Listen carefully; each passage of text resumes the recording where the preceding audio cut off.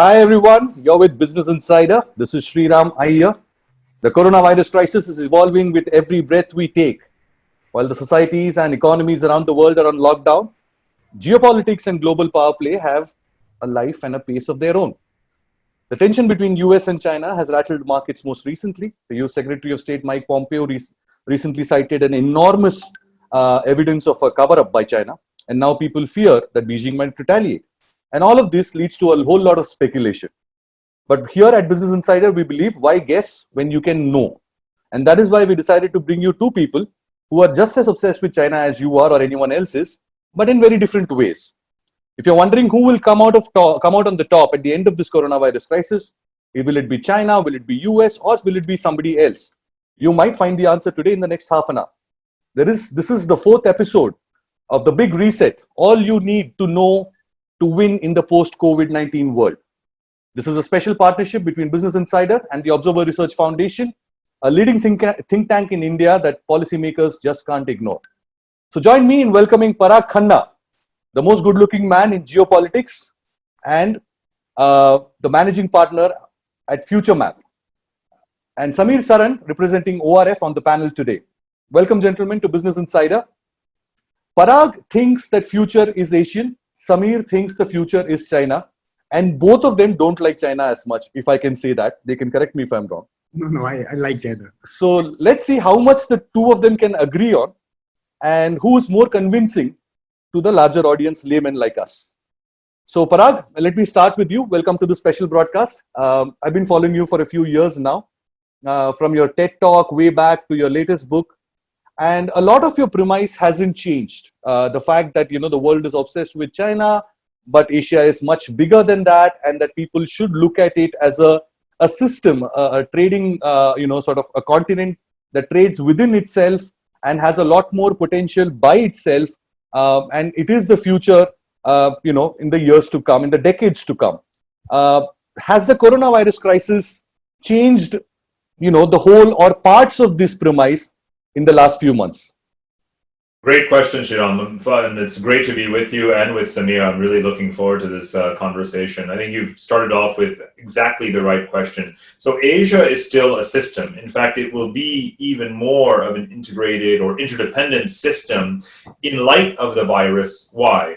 Because the rest of the world is not going to prove to be the economic engine that it has needed to be. Instead, Asia, yet again, even more so, as was the case after the 2008 financial crisis, people are looking to China, to Japan, to Southeast Asia, to India to be pulling the world economy forward. So one thing we have to be clear about at the outset is that we have a North American system, a European system, and an Asian system.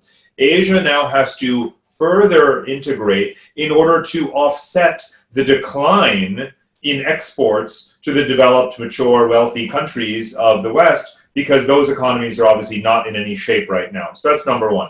Number two, when it comes to China, this virus has absolutely reinforced magnificently the suspicion that all Asians have of China. What country is more suspicious of China than India, after all, besides Japan, right?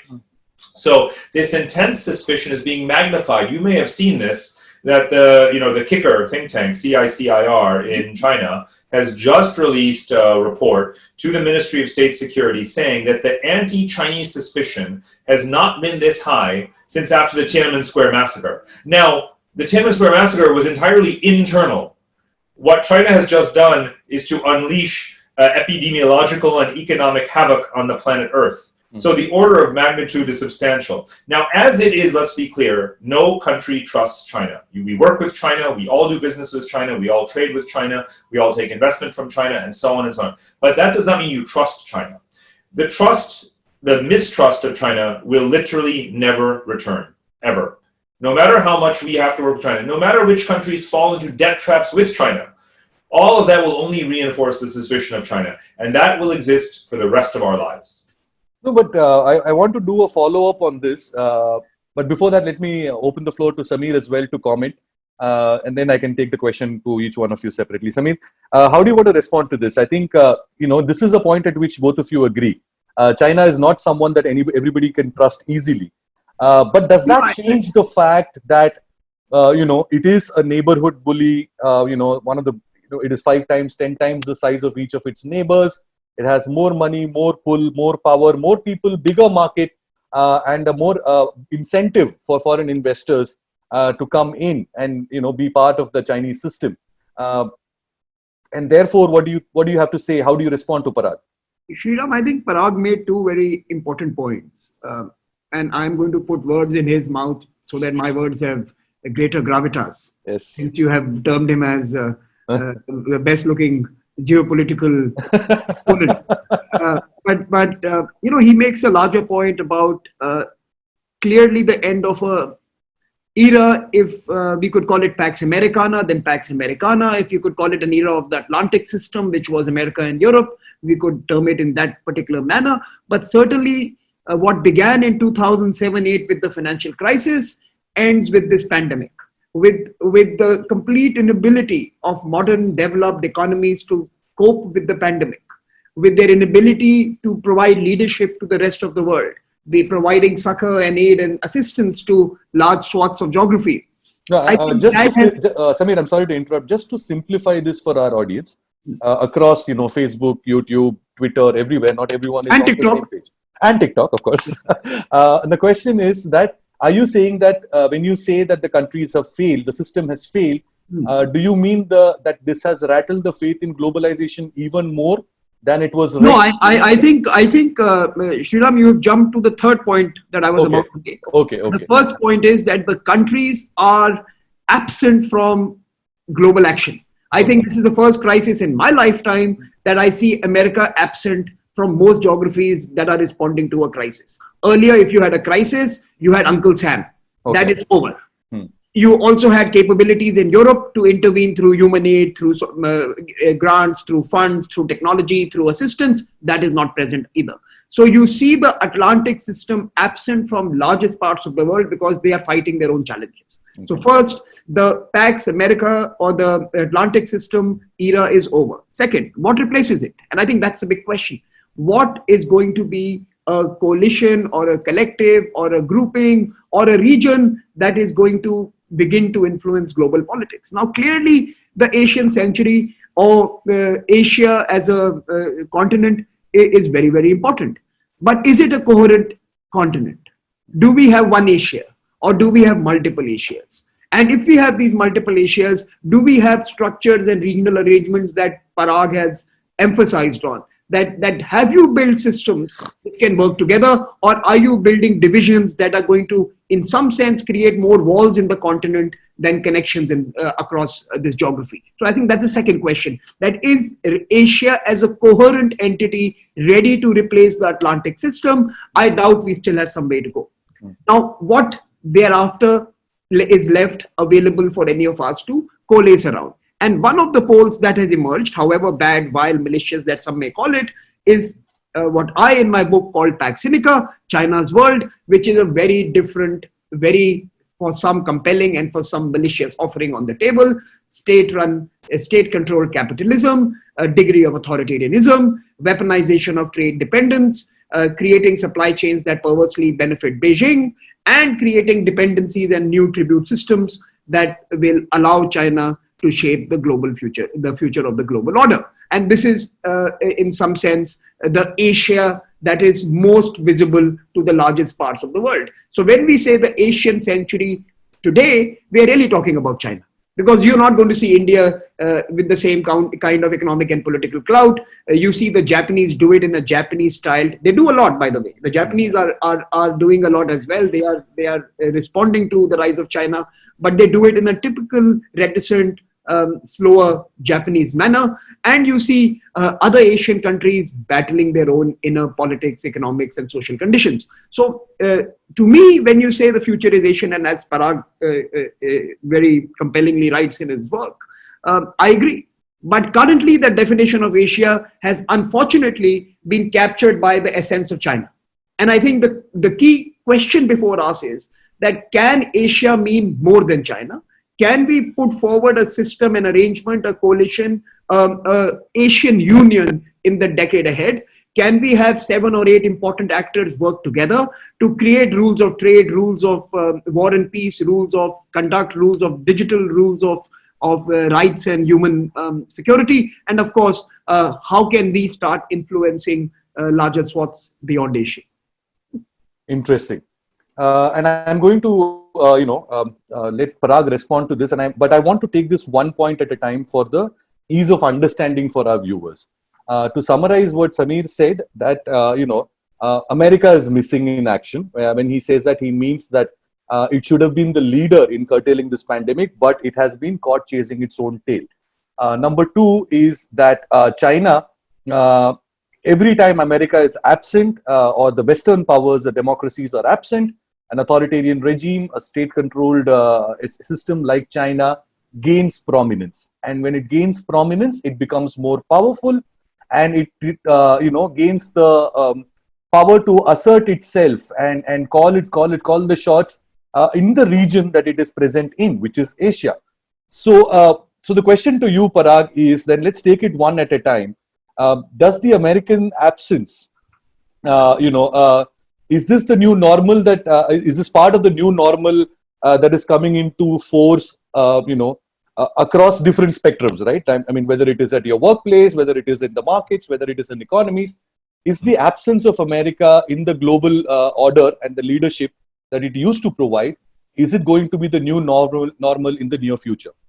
There's no question that that's already been the case. Remember that Samir mentioned the financial crisis, and he talked about the delegitimation of the United States as a global leader since the financial crisis. Technically, you could actually go back to the post 9/11 terrorist attacks. That's 20 years ago, not just 12 years ago, almost 20 years ago. And the US response, overreaction, imperial overstretch, failed wars in Iraq and Afghanistan before the financial crisis. Then came the financial crisis. Then came the Occupy Wall Street movement and the reaction to, a very, crony style inequality, capitalism. Then you had Brexit and Trump. And now you have the mishandling of the coronavirus. So you have 20 years, even the youngest person in listening can remember some of these episodes of the world moving on, expecting George W. Bush, nor Barack Obama, nor Donald Trump to provide the answers. So, even by asking the question, it's like, forget that era, it's gone. We would not be able to talk about what Asia is doing for itself, let alone debate who's the leader of Asia, but without even referencing the United States. All of that work completely in the past. So let's move on, and let's take Samir's, I think, Samir, you phrased it far more eloquently than anyone I've literally heard in the last 10 years about these questions. If we talk about Asia, there's what Asia is versus what Asia should be, right? And you and I probably agree about the following. So what Asia is right now is, as a geographical space, is far larger than China. It is almost 5 billion people. Most of those people are not Chinese. And yet when the world looks at Asia, all they see is China.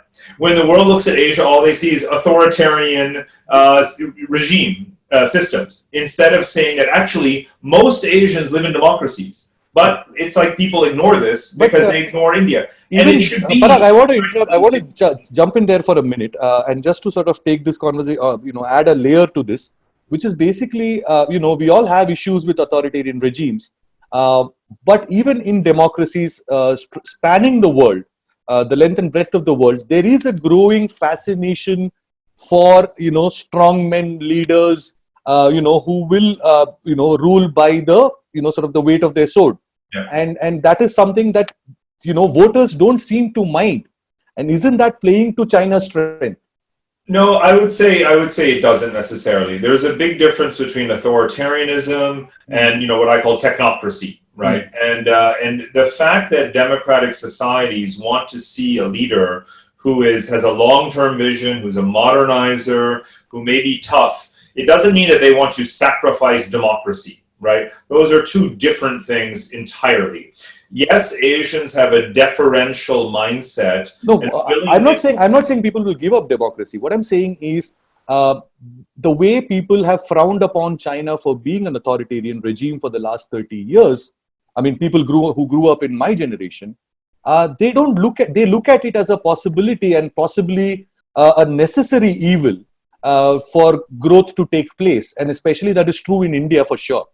No, but to want a technocratic leader does not mean that you want to sacrifice democracy. To want to have certain Chinese characteristics of a strong and effective state is not to want to live under an all-powerful authoritarian regime, because no Indian wants that. And it's extremely important for the brand of Asia to not be held synonymous with a country like China, given what China is doing. Let me just sum it up in one sentence. The more China acts like China, the less anyone else on earth wants to be like China, right?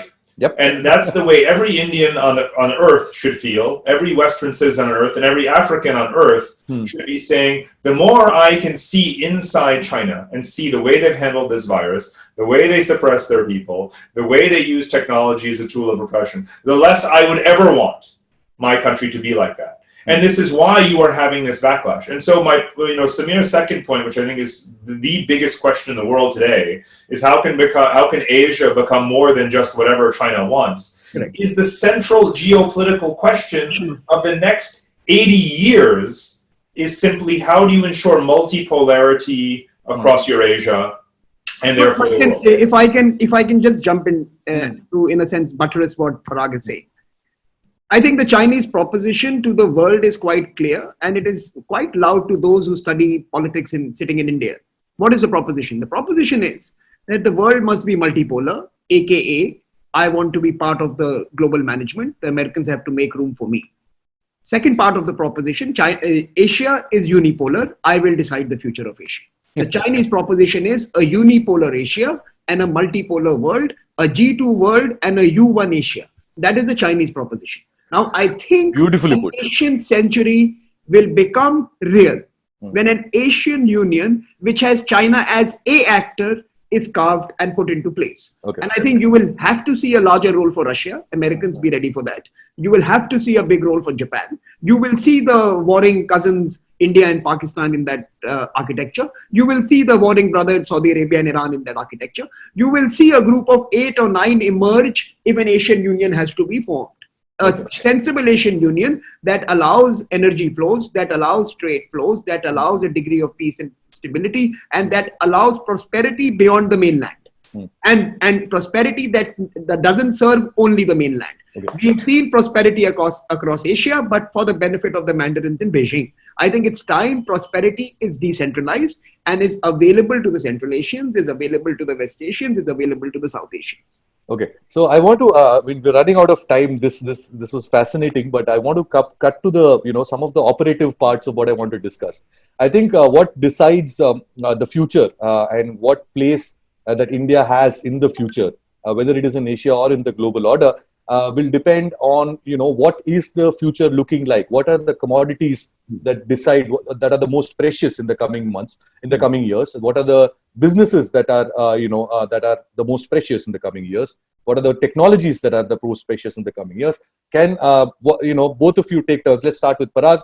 Can you list out 3 things that that will be most important in the economies, in the future economy, and out of which what India has and what it doesn't? Sure. Well, the most obvious one for now is health tech, right? Biotech and so forth. So this is an area where, unlike China, again, India has been, in a way, involuntarily, but very positively thrust into the spotlight as one of the world's largest producers of generic medicines and a huge pharmaceutical research sector with a very transparent willingness to share, to sell, to ramp up production to the world, and not to make preferences based on geopolitical relations. So this is the literal definition of a public goods provider acting in the global interest. And India, no one asked India to do this. India did not, ask it to be put in this role, but India is handling this very well. That's number one. The second is clean technology, right? Becoming more energy self-sufficient. We do not need to live in a world where oil and gas are put on huge tankers and shipped around the planet Earth at the cost of billions of dollars and endless greenhouse gas emissions. So India can do much more domestically as a clean tech leader, solar, wind, biomass, and so on and so forth. I would like to see India do more of this. India doing it for itself is a huge contribution towards global public goods as well. If you want to clean up the global planet, the global environment, India doing its part is a big contribution to that. And then digital technology. Right now, a lot of economists are looking at the unemployed labor force in the United States. Companies are saying, well, I'm not going to hire people to come back full time anymore. I'm going to hire remote workers. And I heard someone say just yesterday, well, then why hire Americans? You should just hire Indians, right? If you want a good software programmer, a good computer scientist, a good data architect, a good cybersecurity expert, you don't need to hire someone at twice the cost who's living in California. Hire an Indian. So, India's efforts, which could never be enough, right? Because we know that education is very uneven. We know that it's a pyramid, very unequal. So the more India can invest in education for all, technology education in particular, the more India obviously can be even more of a leader in global software exports and digital services than it has been. So what does that do to Donald Trump's prospects in the near future, in the coming election? What I mean to ask is, his narrative is completely different from the future that we are projecting right now. And does that cut ties with American voters? Will it? And if it doesn't, then what? Well, that foreign policy is only an issue in US elections and will be only now because of how the two candidates will try to outdo each other in bashing China and how tough they are on China and so on and so forth. It's not really a serious policy discussion. Immigration may also come up to some degree, and that does touch upon India. But right now, Trump is facing at this point, from the electoral college standpoint, a slightly uphill battle. But a lot could change, and these are not dynamics that we can control, and external forces are not going to shape the outcome at the end of the day. People are going to be voting based on what their pocketbook looks like at that point in time. And, he's going to, you can tell with the way he's framing the vaccine issue. He's saying that we'll have the vaccine by January, and he's purposely choosing a date that is so close to after the election, saying that, re-elect me and I'll make sure that we remain on this path, basically. But it's all politics. Let's not pretend that this, what I think of as a pristine, high-level geopolitical conversation should not be muddied in the nonsense of political rhetoric in the US right now. So you're saying it won't have an impact?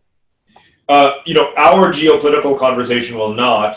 Obviously, again, China will, but talking about China in the context of how you use it rhetorically in an American election has very little to do with China's actual role in the world, which is what we are having a very good conversation. No, but sort of, trying to, cry wolf every time only, sort of increases the credibility of the wolf more than the person crying. Well, it depends on if the person is legitimate or not. I think that's the whole message of the parable, isn't it? Is not to cry wolf too much. Can I just jump in? Please. The same question Sriram asked you, but before that, quickly on the Trump point. I think let's be very clear that no serious person is going to be able to explain Trump to the world. He's not someone you can explain. So let us not even get into that business of trying to speak for him or speak about him or rationally explain his action. It's not possible. India has done well in the last 4 years to protect itself from the idiosyncrasy of the White House. I think we have come out largely unscathed. We have not been one of Trump's victims. So chances are that whoever comes to the White House is not going to be worse off than our last 4 years. We have done well. Let's put it this way. Now, on your more important point, I think India has 3 big projects to offer to the world, and all of them have to do with building India itself. So I don't think Indian global projects are different to what India needs to do for itself. If we do it for ourselves well, the world benefits. And that is the advantage of the next 5 years of the India story. The first, he spoke about health tech, but let me talk about the larger SDG agenda. If I have to be able to find innovative solutions for 500 million Indian youth who have to study, if I have to find health systems for over 100 million old folks and many young millions of young Indians, I will be able to create solutions that are easily replicable in Africa, in other parts of Latin America and Asia. If I'm able to find solutions for direct benefit transfers and giving universal, the Indian version of the universal basic income, social protection, using mobile phones and technologies, giving a gig economy, framework that works for bottom of the pyramid societies. I will be discovering solutions for the world. So India has to meet its development goals in 2030. It will become the world's first $7 or $10 trillion economy in the next 15 years that will be powered purely through development policies. And it will be therefore the first development superpower of the world. It is not going to be a military superpower. It's not going to be a trade superpower. It's going to be an SDG superpower. As we get to that goal, we will create development solutions that are attractive to many others. Second, we will be the first $5 trillion economy, the first $10 trillion economy that will be carved and shaped and created in a carbon constrained world. We will be the greenest $5 and $10 trillion economy ever. We are already on the path to do that. We have per capita investments in solar energy 2 to 3 times more than those of the US, very similar to EU, much higher than China and Japan. So what I'm trying to say is India is already on way to becoming the first green $5 trillion economy. Now, this is a model that is easily exportable to the world. There are 2 benefits that come out of it. Number one, we can sell India in the next 5 to 10 years as we need to stimulate our economy, as we need huge amount of capital coming in from next year onwards to restart our lives. We can sell ourselves as the world's biggest green mitigation project. Invest in us and we will deliver the Paris goals to you. Make sure that our revival is green by design. Make sure our auto sector is revived through EVs. Make sure our buildings are green. Make sure when we redevelop our shanty towns into full cities, it's sustainable. Invest in us to meet your Paris goals. And I'm not saying give us aid. I'm not saying give us grant. I'm saying create commercial instruments to invest in India's green story. And that's the second deliverable. And the final deliverable is technology. I think there is China tech, where they have weaponized technology, and you have US tech, where they have capitalized technology. I think India tech, where you have public data sets available to much smaller businesses to invest into and benefit from. I think India tech is likely to emerge post this crisis, post this pandemic, and you can see the investments coming into one of India's platforms, Geo. You can see lots of other partnerships emerging. I think large amounts of pools of money are going to start investing in Indian platforms in the next 2 to 3 years. And the India tech story is being born during this crisis. I think that's the third offering to the world, that you don't have to be either authoritarian tech or completely capitalist tech. You can have a bit of socialist tech that India makes everything at the end of the day. Call it, by the way, if I may, if Chinese tech is weaponized and American tech is corporatized, India tech is humanized. It's humanized. That's right. So it's an SDG, climate, people-friendly tech. Of course, we have issues around privacy. I'm not saying that. Let's fight it out. Our courts allow that debate to take place. Our regulators intervene. We have a most forward-looking net neutrality regime. We have a right to privacy, fundamental right. So I think we do it our way. We do it loudly. We do it grumbling, but we do it. And we do it in an open and transparent manner. Our debates are there for the world to join into. So I think this is an interesting point because so what you're saying is that if health tech, education, and in the India tech, and the various sort of versions of the technology related evolution and development that we are talking about, and clean energy, for example, something like a clean energy takes away the competitive edge that China has as a commodity supplier or a buyer. In the world, that the power that it has wielded for 2 decades now, at least. Parag? Well, China has already, there's one very important episode of China abusing its monopolistic power, and that's rare earth minerals. The reason that so many countries, especially Japan, began rapidly divesting out of China and pulling their supply chains out of China and diverting them towards Southeast Asia is precisely because China threatened to ban the export of rare earth minerals. It's tried also to gang up on the copper cartel, right? So anytime China has power on either side of the equation, it's tried to abuse it. And that actually hastens the rest of the world's efforts to circumvent that Chinese dominance. And that's happening again today.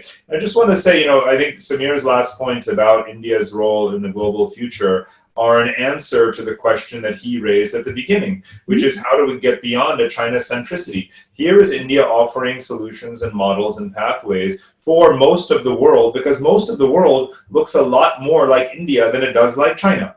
And I've spent a lot of time looking at the post-colonial world. As you guys know, the 150 countries of the world were born after 1945. None of them look like China. Almost all of them are like India. We are poor, we are fragmented, we are quasi-democratic, very devolved, dependent on public-private actors and charities to get things done, free and cacophonous places, parliamentary democracies. India is the role model for so many of these. I'm going to counter that with another often used phrase, which is familiarity breeds contempt. But distance makes and absence makes the heart grow fonder. And I think the audience and the market for the Indian model stretches around the Indian Ocean and beyond. And again, I even in Latin America and other places, I'm actually seeing a lot more conversation about what's happening in India. How can one do jugad? Every country has to do that because no country has the capital that China has. So I think that India can, in a subtle way, in a humble way, simply. Shriram, I just want to, and this is something for all of us to think about. What worries me is that we took such a bold and strategic, and I think for the first time, India made a geopolitical position well known to the world. Normally, it is one of either saying no or abstaining. But for the first time, it proactively decided it will oppose the Belt and Road Initiative. We were alone at the time that India was questioning the Chinese global ambitions. When everyone was paying a visit to the emperor's court, India was the only one standing out. India refused to endorse the project, refused to participate in the project, spoke about the lack of transparency, the opacity, the perverse, debt practices, and political expansionism embedded within that initiative. And we took a very bold initiative. Now, but we also pulled out of RCEP, maybe for the right reasons. Again, for the same reason. I don't believe we should be endorsing RCEP because we are then endorsing Chinese bad practices. With every other country, we have bilateral arrangements. Signing an RCEP is endorsing Beijing's practices. I think it's a great geopolitical decision. But let me just end with one point. After refusing to be part of BRI, after refusing to be part of RCEP, because you fear Chinese malpractices and you want to oppose Chinese expansionist economic policies, why are you allowing China tech to infiltrate into your country so easily? Why is it that we have embraced digital BRI while we have stood outside the main BRI? I think we need to rethink our digital policies or our political policies. There is something incongruent to her. You can't reject BRI and then embrace China tech. I think countries around the world need to start seeing China as a whole for what it is. I think people are being opportunistic simply because they don't have alternatives. And that's my final point. I think the world, India, the US, Japan, Australia, Korea, Indonesia, and others need to begin to realize that saying China is a problem is not good enough. A solution has to be put on the table. Now, telling an African country that infrastructure finance from China is a bad idea, you will be bankrupt in a few years, is nice and it sounds good at that time. But if you tell them here is an alternative line of funding that can build the same project, that can create the same power plant, that can build a port for your country, is the right way to go about it. I think all of us, the Chinese have put money on the table. We have put books on the table. What the rest of the world has done is it has written about Chinese malevolence while the Chinese have put money on the table. I think it's time to stop putting books on the table and start putting bonds on the table. I think the Western bond markets, the Western funds, the Western investment needs to start providing alternatives to folks who are mainly engaging with the Chinese because they have no alternative. So, it is not just the dictum that familiarity breeds. And I think now is a great time because the narrative. Then now is a great time, Samir, because investors around the globe and there is a continuing hunt for yields. And in the post-corona world, I think a country like India definitely offers that return that most global investors want, and they don't get it in other Western democracies and other big economies, including China, at this point. The second question, I think we are nearly, ending near the end of this episode, but I want to touch upon one important aspect that we probably missed out, and both of you gentlemen spoke about it, about creating an Asian Union, and considering that these are the economies that are going to be the leading economies of the next 5 decades. Will this Asian Union, what will it look like? Will it be something that will be merged within the UN and the actors will change, or will these new multilateral organizations led by Asia be completely a separate unit set up in the next few years? So let me say on that, I don't think we'll ever actually have an Asian Union in the sense of what the European Union has. There cannot be a supranationalism amongst Asians given the incredible diversity that exists, right? So in the European circumstances are obviously quite unique, given again their how compact the geography is. I am aware of this view from you, Parag, but I will let you finish this thought because the audience may not be. But what I was trying to understand is, will we have a new United Nations headquartered in Delhi or Beijing or Singapore? Well, just remember that because Asia is most of the world, there's no need to worry about what the United Nations does or does not do. For Asia to govern itself better is Asia's contribution to global governance, let alone all of the benefits that Asia's growth and exports bring to the rest of the world. So we don't really need to care, quite frankly, about the United Nations per se right now. The question is, what does an Asian commonwealth of states look like? What does an Asian, sort of organization or institutions look like? And Samir was absolutely right at the beginning. He said, look, we do not have a sufficient number of robust Asian institutions, an Asian monetary fund, sufficient swap and credit lines between Asian central banks, Asian trade agreements that actually have harmonized regulations rather than this patchwork where some of it is Chinese malpractice, as he was rightly saying, and so forth. So a lot more can be done. And then, of course, infrastructure finance, you're left with either the Chinese I want to bring in the experience of the Asian Infrastructure Investment Fund and how it has been a big success. Not just in Asia, it has been a big money spinner for investors around the world. Look, the AIB is a very good example of one such entity. It will be a building block. It already is a building block of what an Asian order looks like because it does disperse money broadly. India is the largest recipient of AIB loans. So you can, on the one hand, make a valid political statement in rejecting the BRI, but on the other hand, play ball with a very legitimate institution because it has a legitimate purpose, which is stimulating infrastructure. And it has an open governance architecture. Absolutely. And it has shaped itself and modeled itself on the ADB and the World Bank.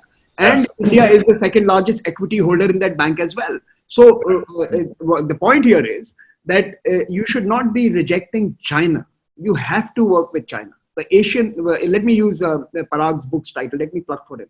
The future is Asian, but that Asian future will need a concert between certain important actors, and only then will the Asian be future. Will the future be Asian? Otherwise, it will be part Chinese, part Indian, part Russian, part Japanese. I think you're never going to have a European Union style political arrangement. You will have several Asian concerts happening at different places. You will have the SCO, you will have the ASEAN, you will have the Gulf GCC, you will have the Indian Ocean Rim Association, you'll have multiple concerts taking place, and we need a coherence between these different concerts so that the larger Asian symphony is largely something that we all can enjoy. It sounds a lot like the global order right now sounds a lot like Indian politics, crowded with regional parties without a national agenda. But having said that, and I want to bring this in connection with the multilateral agencies that sort of are at the center of, we've realized their importance in the coronavirus world. But I know, Samir, you are a very harsh critic of the World Health Organization. And the way it no, has I'm not a critic of the World Health Organization. It's good I'm using your platform to clarify. I think Dr. Tedros was terrible. I think he failed in leadership.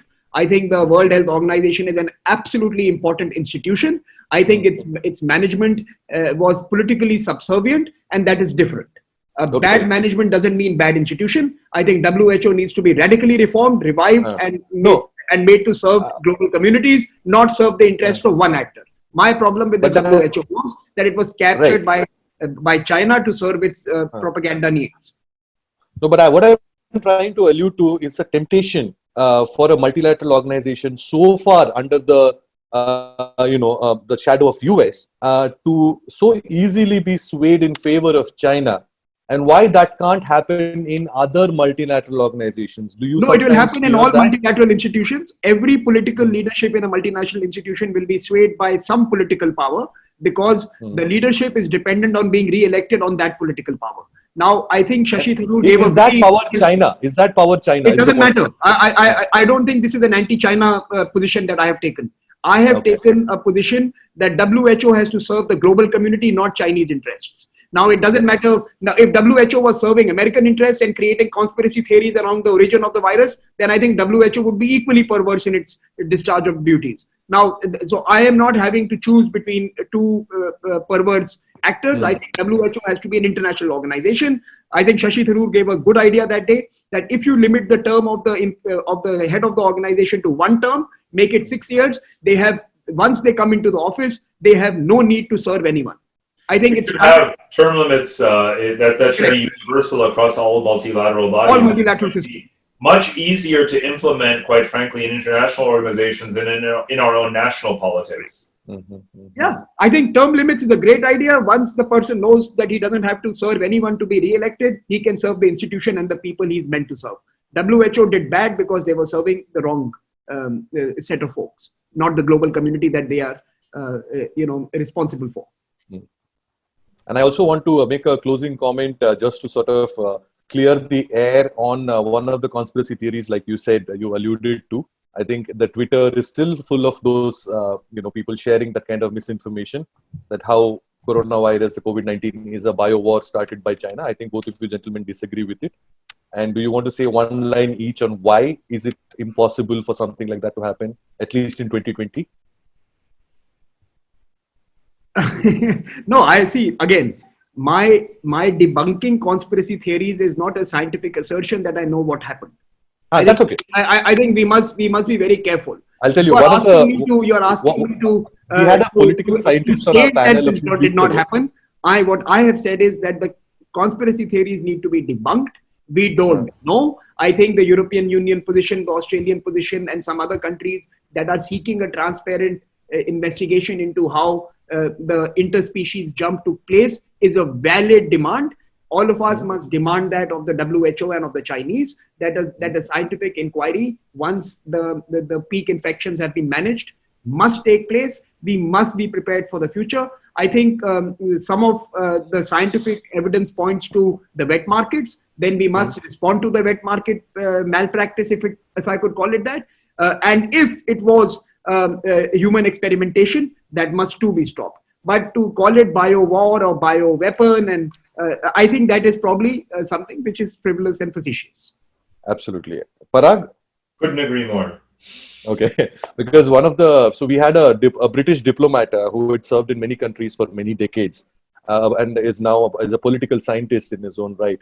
And he said that I have served in so many countries and I don't think any bureaucrat has the competence to execute something like this without being caught for so long. Yeah, हमारा तो lockdown, they can't execute our lockdown and the opening up without 25 clarificatory notes. Anyways, and now, imagining the same set of people to create this highly conspiratorial, anyways, so that's a different debate. I'm sure you will have it again with some other panelists. I think, though, to bring it back to our central subject, we should not have rose-tinted glasses and expect transparency from China. So since we are not going to have transparency from China, it really does reinforce the central message that we have to be on guard, in a way, against abuse of Chinese power and authority, whether it is geopolitical, whether it is economic, or whether it is diplomatic. Okay. And let me conclude by just adding to that. I think Chinese models operate in the night. They need darkness to thrive. If you want an Asian century of light, we need a different political arrangement for Asia. That's a fantastic closing line for a very riveting discussion that we've had. I still have at least 5 more questions for each one of them, both Parag and Samir. But that's all the time we have in our special broadcast today. But I want to summarize this entire conversation for our viewers. I think the essential message that is coming from both Parag and Samir, who have slightly different takes on what the future of Asia is going to be, but what they agree upon is this. China is powerful. It is likely to be more powerful, but it shouldn't be. And that will happen only if countries that are similar in nature, where people believe in democracies, like India, Singapore, Australia, and other Asian countries in the Asian region, who believe that the future has to be more humane and led by technology which is not driven by corporate interests or the interest of the government. People who believe in surveillance, people who believe in sort of keeping people under check. The technology of the future should be different from these two. One is the American style, one is the Chinese style, and we should develop a more humane development of technology in the years to come. And that is where India can find its place in the world. And that is, I think, a sort of a short summary of what we discussed here. And for that to happen, India needs the support, and it should offer its support also to other similar nations who believe in democracies. And this is, I think, a strong message for people who do not understand or not interested in geopolitics. For every one of those people who are sitting in their drawing rooms and saying, you know what, we should totally work like China, our government should be like China, that's when we will grow, that's when we'll be rich. You don't really know what you're wishing for. And if it comes true, it could be a lot more dangerous than you can imagine. So before forming opinions, before forwarding those conspiracy theories on your WhatsApp, before putting out very loose uninformed messages on TikTok, please make sure that you have enough information, because like I said just now, what you wish for could be very dangerous. Thank you so much, Parag and Samir, for your time. Thank you. And we hope to get you back again on Business Insider for more conversations, because the post-coronavirus world is just as uncertain as it was a few weeks ago. And I think a lot more minds need to come together. A lot more knowledge needs to come together to build a better world for ourselves. Thank you so much. Great. With that, this is Sriram Iyer signing off.